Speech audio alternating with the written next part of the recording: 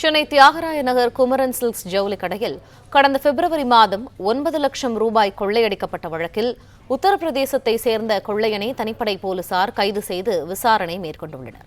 இது தொடர்பான கூடுதல் தகவல்களை எமது செய்தியாளர் கதிரவன் வழங்க கேட்போம். கதிரவன், வணக்கம். இது தொடர்பான முழு விவரங்கள் என்ன? கைது செய்யப்பட்ட நபர் யார்? சென்னை டிநகர் குமரன் சில்க்ஸ் ஜவுளி கடையில கடந்த 16ஆம் தேதி 4வது மாடிக்கு புகுந்து 9 லட்சம் ரூபாய் கொள்ளையடிக்கப்பட்ட சம்பவத்துல வடமாநில கொள்ளையனை ஊப்பியில் வைத்து சென்னை தனிப்படை போலீசார் கைது செய்திருக்கிறார்கள்.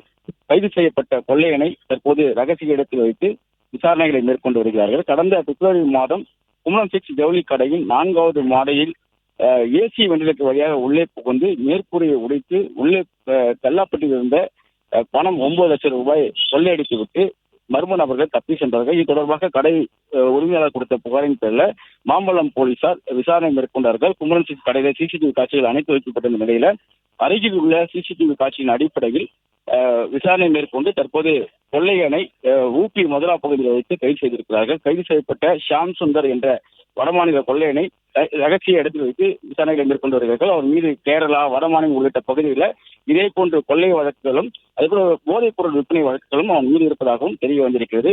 முகமூடி அணிந்து உள்ளே சிந்து கொள்ளையடித்து விட்டு சென்ற ரயில் நிலையத்துக்கு ஆட்டோ மூலமாக இவர்கள் தப்பி சென்றதாகவும், ரயிலில் செல்லும் போது முகமூடியை கழட்ட சென்ற போது அவர்கள் அடையாளம் கண்டு இதே பாணியில வேறு எங்கு கொள்ளை அடித்திருக்கிறார்களோ அந்த பகுதியில் உள்ள போலீசாரின் உதவியோடு இவர்களை கைது செய்திருக்கிறார்கள். கேரளாவில் சமீபத்தில் இதே பாணியில் கொள்ளையடித்து விட்டு சிறைக்கு சென்று விட்டு திரும்பிய நிலையில கூகுள் மேப் உதவியோடு டிநகர் கூடிய குமரன் சில்க்ஸ் கடையில் கொள்ளையடித்திருப்பது தெரிய வந்திருக்கிறது. இவரது பாணியை கூகுள் மேப் மூலமாக ஜவுளி கடையில் தேடி கடையின் மேல் தளத்தில் தான் பணம் வைத்திருப்பார்கள் என்பதனால பின்பக்க பைப் மூலமாக சென்று ஏசி வெண்டிலேட்டர் வழியாக உள்ளே புகுந்து பால் ஸ்டீங்களை உடைத்து உள்ளே குறித்து கொள்ளையடிப்பது இவரது பாணி எனவும், கேரளாவிலும் இதே பணியில் கொள்ளையடித்து சிக்கியதாகவும், அந்த கேரளா வழக்கின் மூலமாக தான் இவர்கள் அடையாளம் கண்டு ஊப்பியில் வைத்து தற்போது கைது செய்திருப்பதாகவும் போலீசார் தெரிவித்திருக்கிறார்கள். இதற்கு மூலையாக செயல்பட்ட ராகுல் என்பவனை தேடி வருவதாகவும், விரைவில் அவரும் கைது செய்யப்படுவார் என்று போலீசார் தெரிவித்திருக்கிறார்கள். தற்போது கைது செய்யப்பட்ட ஷியாம் சுந்தரை ரகசிய இடத்தில் வைத்து விசாரணைகளை மேற்கொண்டு வருகிறார்கள்.